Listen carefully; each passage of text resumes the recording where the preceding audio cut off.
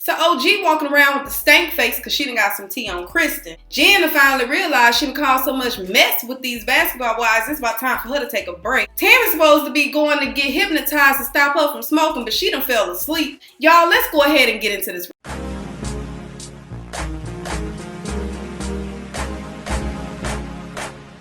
Can we just talk?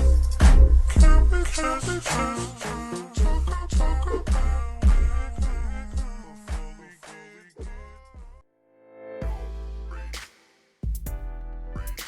So we started the episode off with Jackie, Shani, and Tami. They are all sitting down. They're supposed to be eating together, but they ordered their food before Tami even got there. I thought it was common courtesy to wait until everybody showed up before you ordered your food, but I guess that's not so when it comes to basketball wise. So while she's watching everybody eat, we get to talking about Kenny and the fact that he had a stroke recently and how, you know, everything on his left side isn't working properly. She says he can't even see out of his left side. She gets really emotional about it, not because she's madly in love with him or anything, or that she misses him. It's just the fact that she's thinking about all the things that they done been through together, and so she's just like, you know what? And then it's the father of her children. She is lucky to have a man like Reggie because he understands and he allows her to feel her emotions.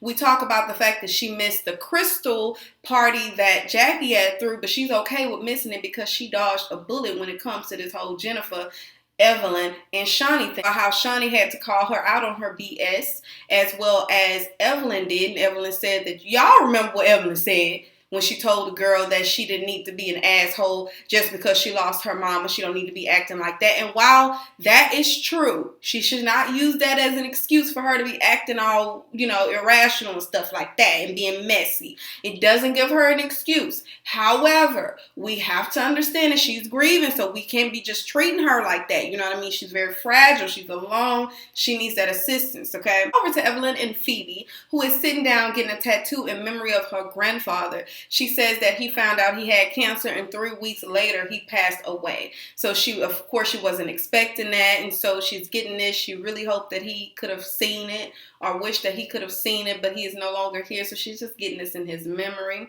We talk about what transpired at the crystal party and how Jennifer, she's like, well, I'm glad you're not acting like Jennifer. You know how Jennifer is using the fact that she's grieving to be an a-hole. So now we go over to Jackie, Cece, Malaysia, and OG. They're all sitting down. One of the topics is Kristen and what's going on with that. Malaysia just wants to get an update to see if everything's still, you know, pretty good with y'all. Y'all came to my house, you, London, Kristen, and it seemed like we all hugged it out. We were good. So what's the status on that? Cece tells us, you know what, I haven't talked to her since your house.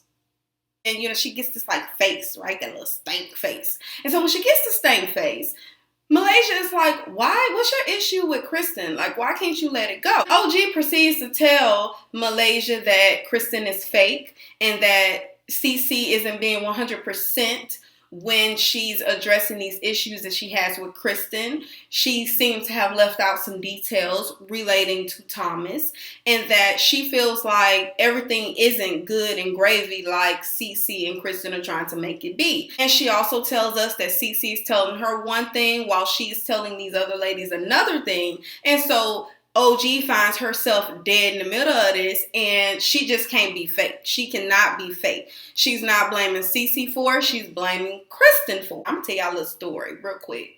So I used to have a friend that before my husband and I got back together, you know, we were separated. And so we had our little issues or whatever. And so I would talk to her and confide in her. And that's how we built our bond together. And I won't say it's because of what I was going through. I'll say we built a bond because she was a genuine person. She just seemed cool to me. And so, but I would share naturally. I would share with her what's going on in my life and what's going on with him. And girl, can you believe that he did this, that, and that, and that? And, you know, she would listen. Side note, she has never been able to sustain like a real relationship with a guy. Okay, so it was nothing for her just to be all in my business and to be able to give me advice and you know, and I received it because I'm not like that. You know what I mean? I love to talk to people and I love to see what they think about the situations that happen because who knows? They may be a little bit wiser than I am. Long story short, we got back together, we ended up getting married, but she always had this issue with my husband. And I'm like, what's going on with you? So one day she came to the house, y'all, and she just, I guess she had figured it out, because I had been asking her, what's your issue with him? Why do you always have to say something, negative about him? Why can't she would always say, I don't like your husband. And I'm like, why? What's the issue? So she never had an answer. So one day she came to my house to get my godchildren. And she was like, I figured it out. To just let y'all, give you a little window to my husband. He really don't care about much. He don't care about how you feel about him. He don't give a damn. You can be holding this grudge for him, and he's like, I don't care. It doesn't make me, it doesn't make me lose any sleep at night type situation, okay? But anyway, she had figured it out, so we were open to allow her to tell us what had happened. And so she proceeds to talk, and she says, it's you. And I'm like, what do you mean it's me? She's like, it's you. You're the reason why I don't like him. And I'm like, what are you talking about? Well, you remember when you used to always tell me about the stuff that he would do? Well, I just never got over it. I held on to that. And she literally said that. And so I feel like this is the same situation that's going on with CC and OG. It's like OG has been told by CC so much about Kristen, about the family drama and stuff like that, to where she doesn't know how to separate the two. She doesn't know how to just be a listening ear and allow it to not cloud her judgment or cloud the way she feels about somebody else. She doesn't know, she's not that mature yet spiritually, I like to say. Our OG hasn't realized that you are literally holding on to some stuff that Cece is trying to let go. So Evelyn is currently working on a new business, CBD. She says it's like weed, but it's not weed. I don't know much about it. I've heard it one other time, and I think it was on YouTube. One of the YouTubers I watch, she smokes it, whatever. So I've heard of it that one time, but she's saying that she's going to invest in that because whenever she had her joint pains or whatever, it helped her with that. So Tami and Jazz meet up, and they're talking about Kenny, which is her father, and the fact that he had a stroke and how she feels about that. She tears up because she feels like, there's still some tension there. She wants to get whatever out that she needs to tell him before something happens to where he's not there anymore. She can't imagine what it would be like if it was her mom, so she wants her mom to take her health a little bit more serious. So I didn't realize that she was a smoker. I was like, girl, no. Tami has been doing much better. She's lost a whole lot of weight, and she looks really good if you ask me. You gotta take your life a little bit more seriously. You ain't trying to knock off no years, honey. Your daughters need you here as long as possible. So Evelyn and her son Leo, they go to a baseball store looking for things. She says he's a natural. So she's going there. She's buying him some gear that he'll need. They talk about jock straps. He's like, no, don't talk about it. It's embarrassing for kids to talk about certain stuff with their parents, specifically their mom. So then she FaceTimes all the ladies and invites them over to her little, I guess, a refocus. I think that's what she called it. And it's where she's going to introduce them to the CBD products that she uses for her joint pain and stuff like that. She says she's not going to invite Tami and Jennifer. Tami really don't care. But while we're talking about Tami again, might I say, VH1, where in the hell is Tami ever after? What happened? I don't see it on the listings. I don't even see it on the VH1 website. What in the hell is going on with the show? Did y'all drop it? What had happened? If you know something, let me know down below what you know, because I haven't seen it and I'm really looking forward because I really like that show. So now we go over to Jen and Kristen. Kristen is, asking her what's going on with you, because we all know that Kristen right now is the only friend that she has amongst the ladies, okay? And so she tells Kristen that, I'm still grieving my mother. Sometimes I want to pick up the phone, call my mother. I can't do it. My daddy told me that my mom died via a text message. How do you think that makes me feel? He's an a-hole. I'm divorced. I don't have any kids. Kristen says, you know what? It might be time for you to take a break. And Jen agrees that, I think it's time for me to back up from the ladies for a little bit, get myself back together. See, I thought that's what you had did the first episode when you told Kristen that you had been, getting yourself together. It just seems like that's where she's stuck. And especially, she comes around Evelyn, and Evelyn kind of makes her feel little to nothing. So, she's dealing with all of that. And then, like I said, she's still grieving and she doesn't have any friends really. So, she has to take some time, get herself back together. Now we go over to Jackie and OG, and OG is requesting that Jackie helps her mold her behind, because what she's trying to do is create a bobblehead that's like the butt and it's supposed to be like wobbling or whatever. And what prompted this idea was when she had a touchdown and then she like twerked on the girl's helmet. I'm like, seriously? And then you laid down, and I'm like, well, the butt don't look as round when it's laying down, so why didn't you stand up and do the most? I don't know. I guess we're going to see on Basketball Wives Hill. I don't care what you're doing as long as you're coming up with something. You're doing your time on Basketball Wives is being used wisely and to promote your brand. I'm here for it, whatever the hell it is. We'll talk about this whole Kristen situation, and she says that she knows that everybody is not basketball wives, so she's trying to hint to Jackie that she knows more information about Kristen again. And at this point in the episode, I was like, girl, why don't you just go ahead and get right into it? Like, why you gotta keep throwing these little hints and slick shade? Just go ahead and say what you gotta say. Over to Tami and Jazz. They go to see a specialist because you know Tami is trying to stop smoking, and so the specialist is supposed to hypnotize her and I guess put her in this trance or whatever, and then it's gonna make her feel like she ain't a smoker no more, I guess. I don't know. But then as I'm watching it, I'm like, what in the MK Ultra is this? Why are you sitting at a gullet like she was going to sleep? And then the lady keep talking to her and saying some stuff that nobody knows. And then, Mona Scott had the people, make the screen all weird. I feel like I was getting sleepy watching it. And then when Tami woke up, she was like, I think I went to sleep. And you could tell she went to sleep, hot child, with them eyes. You can tell by the eyes that she had went to sleep. And she was like, I don't think it worked. Girl, I don't think it worked either, girl. You just went to sleep for a minute. Now we go over to Evelyn, Jackie, Phoebe, Kristen, Malaysia, Cece, Shawnee. They're all sitting around at this, the focus little party that Evelyn threw so that she can introduce the ladies to the CBD products, and she has moisturizers and other products or whatever. And so she tells them that this is what helped her whenever she was going through that little joint pain that she told us about the first episode. And so the ladies, specifically Cece, she's like really into it. She's like, oh my gosh, I love this exfoliate. Well, I can't even say the damn word. What is it called? Exfoliator. There's a moment where Malaysia, Kristen, and Cece are talking, and Malaysia's just trying to get an update, make sure everything is still good with Cece and Kristen because she's trying to make sure her family is good.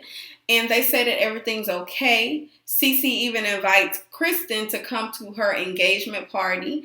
Or was it the bridal party? I can't remember. But Kristen can't make it because her mom is going to a cancer walk, and so she's going to attend with her mom. She says, no worries, my mom doesn't have cancer, but, we're just going to this walk or whatever. So Cece says, you know what, I'm a little bit nervous. And they're like, well, what's going on?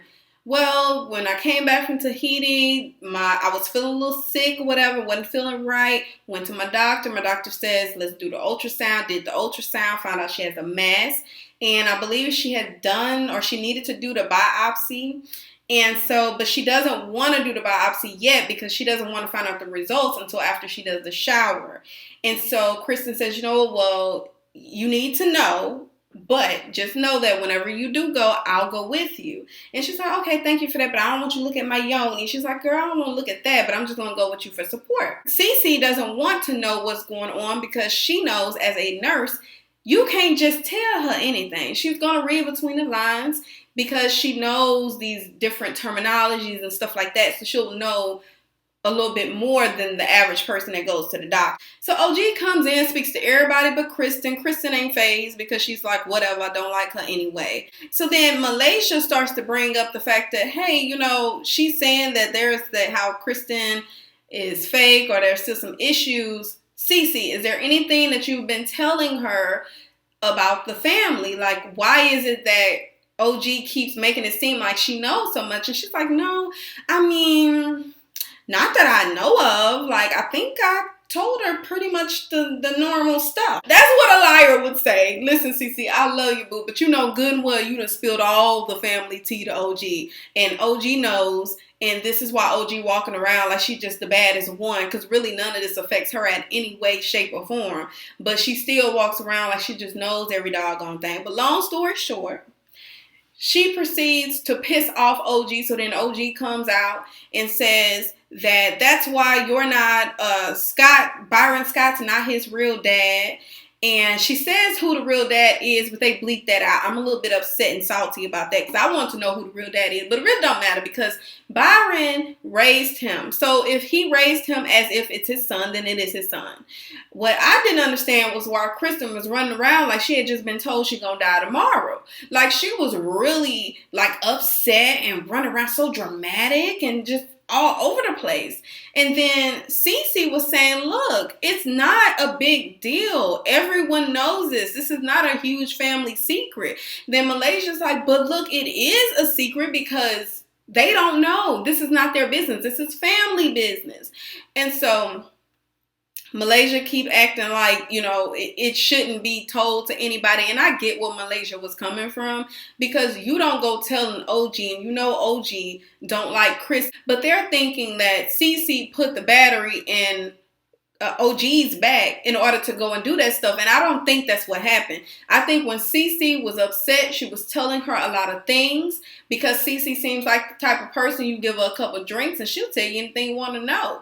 Or, you know, just wants to be your friend, so she'll just bring you in. I don't think she was doing it maliciously, but she did tell her things. And I don't think she told her that just so that she can come back to tell Kristen or come back to say to Kristen what she couldn't say. I don't think it was one of those things because like Cece said, it isn't even a big deal. Everybody knows that this is not his real dad. And so, but she even exposed Kristen as far as to say, you borrowed Kristen's shoes, her clothes. Now, I felt like that was messed up. OG.